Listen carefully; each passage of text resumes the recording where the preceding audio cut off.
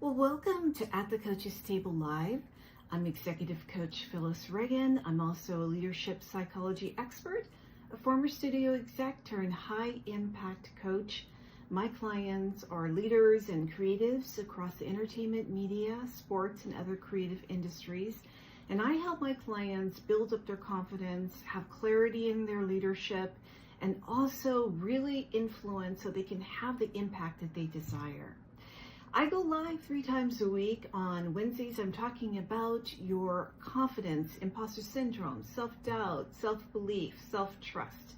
On Fridays, I'm talking about leadership practices that will strengthen your leadership. And on Saturdays, I'm talking about your wellness because you're a whole person and we want to make sure you're taking care of yourself so you can show up for yourself in your professional life. Today, I'm going to be talking to you about how to make decisions when you're under pressure. And this shows up often when my clients come into coaching. It is usually something that's negative for them, like they find that they can't access their best ideas. They're caught up in stress, overthinking, maybe freezing when they should be making decisions in these high pressure environments.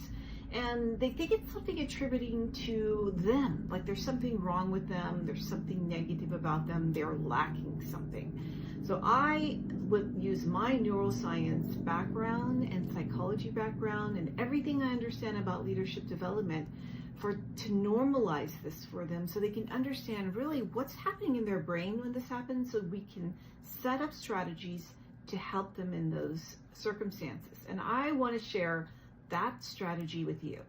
There are a couple of them that are really beneficial. This first one is the one you want to focus on first. So we're going to talk about that one.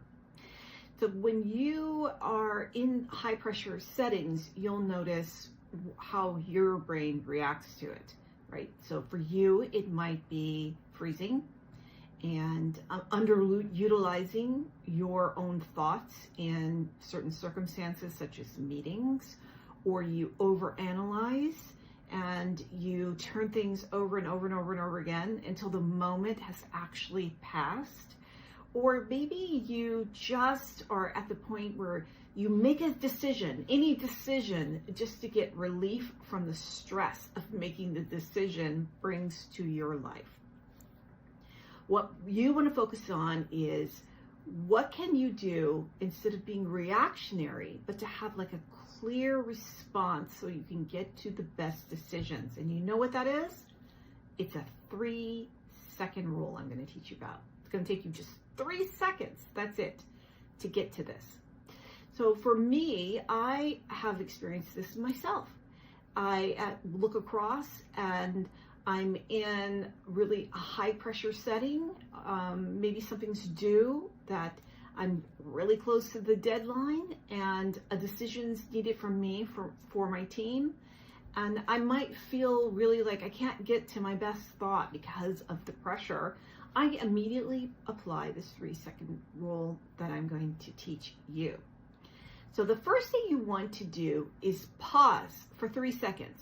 That's less time than for you to even go maybe pour yourself a cup of coffee or even grab your cup and take a sip, right? 3 seconds. And in that 3 seconds, you are calming yourself down. The reason why this is important is because you have really fired off your amygdala, part of your brain, which is the threat detector, is now in charge of your thinking. So it's signaling to you, threat, threat, threat, don't make that decision, bad things could happen, threat, threat, threat. If you make that decision, people will go in the wrong direction, or you don't know what you're talking about. So it's trying to keep you safe, but it's really giving you bad information because it's freezing you. And as a leader, you can't be frozen, or you can't just make decisions without a lot of clarity, right? So you want to notice that first. What are those 3 seconds? Those 3 seconds are just pausing and breathing. So you inhale through your nose and exhale through your mouth. 3 seconds. That's all that's needed. That's you calming down your amygdala so you can get your prefrontal cortex, the center where you have creative thinking, strategic thinking, critical thinking. reasoning takes place in your prefrontal cortex. If your amygdala is in charge during that time, you cannot get to that kind of thinking. And that's the thinking that allows you to make smart decisions, clear decisions, right? Sound decisions, maybe decisions at a faster rate than you are right now. You need to get your prefrontal cortex back online. So that breathing signals to your brain, you are safe. Because often you may not even notice what's going on with your breathing, that it's really shallow or it's rapid breathing, and you're sending a lot of signals to the rest of your brain and your body that things are wrong, things are not safe, and you can't get to the kind of thinking you need to make good decisions if that's how your body and your mind is thinking right now and feeling right now. All right, so you do the 3 seconds of breathing.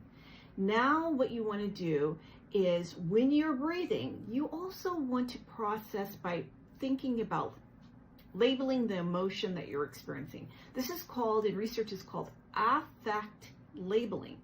You're going to label it so your brain can feel safe. It knows what it is. So that could be, I'm feeling uncertain right now. I'm feeling ungrounded right now. I'm feeling overwhelmed right now. I'm feeling cornered right now. You want to get to the feeling or the thought that you're having so your brain can understand what's going on. Otherwise, you're going to be going down all these trails with all these different neurons firing off, telling you many, many things, and you're going in lots of different directions without any rooting into like, this is what my experience is right now, and I can calm my brain down. So you're labeling it and you're breathing through it, and now you're able to activate your prefrontal cortex. The next thing you want to do then is ask yourself, not anybody else, ask yourself one clarifying question. So now you're calm enough, clear enough that you can ask the important questions before you make the decision. Some of those questions can be, what am I solving for? What's the decision that's going to matter right now? What's the one fact that I know for certain? These are the kinds of questions you can get to when you have that kind of clarity. So step 1, you're breathing. You're going to give yourself 3 seconds to just breathe. You're going to label it and give it a word, a sentence, so that you know and your brain knows you're safe. This is really what I'm dealing with. And then you're going to ask one clarifying question. Now, when you do this repeatedly, your brain is going to move from panic into clarity, from chaos and confusion into clarity. This is what you need in those meetings.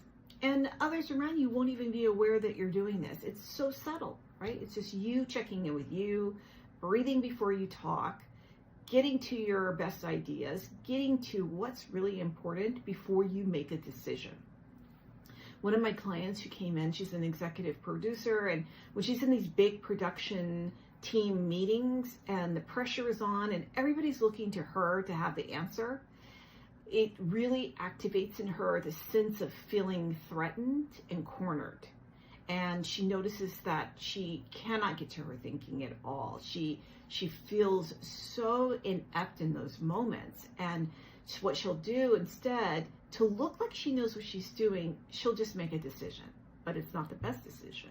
And it's not a decision really that's been thought out well, right? She's just making it to get that pressure off of her. And she wants to really get to the decisions that are going to make a difference for the work and for her team. So she started practicing immediately this 3-second rule, and she noticed, of course, she was able to label it. She feels cornered in those meetings, and then she got to better questions for herself that she could then ask out to her team. What was interesting is that she noticed this ripple effect that was taking place. Her team started doing the same things. And we have what's called mirror neurons. This is how we learn things from the social cues that are around us. So the people you lead, that's what they often are doing. They're watching you, and then they're learning and developing that way. So they were watching her probably subconsciously, unaware. These are the things that she was doing to get to her best thoughts to make a decision. But as she was observing herself evolve with this technique, she started noticing that her team was doing the same thing. They were known to be very reactionary, emotional, just not really thinking things through clearly, going with their first interpretation, first thought, first perception. And as she practices, they were doing the same thing. She would ask them questions, and she noticed they were pausing and thinking things through, not being reactionary, asking clarifying questions before they told you what their opinion was, told her what their opinion was or what decision they thought that should be made. So you have just this wonderful way as a leader to impact everyone else. And you can actually coach and develop people. So you can tell them, this is what I've been doing lately that's helping me make more clear, sound, maybe faster, smarter decisions. And you can teach this to your direct reports. So this becomes a practice on your team. You'll notice that it's going to really lower people's stress. It's going to get them to either speak up or maybe speak less and get to the valuable things that they want to add to the conversation. And it's going to help them really think things through before they make decisions. All right, so here's what you're going to be doing. Let's go through it again. First step is pause for 3 seconds. 1, 2, 3. And when you're doing that, that pausing is you breathing. And then you're going to do the affect labeling. I feel uncertain right now. I feel grounded I feel cornered right now. And then the third step that you will do is to ask yourself the clarifying question. What's needed right now from me? What's the best decision? What decision are we looking for? What matters right now? All those kinds of clarifying questions before you make a decision. So I want to challenge you to do those 3 things. Just think about it. It's the 3-second rule that you're going to apply to your decision making.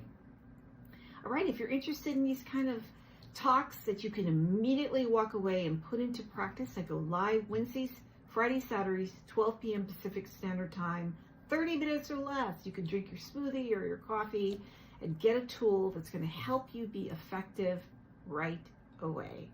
Okay, I'm happy to be here with you. If you want to know what's ahead with these talks, just go to Phyllis Reagin, REAGIN.com/live events 1.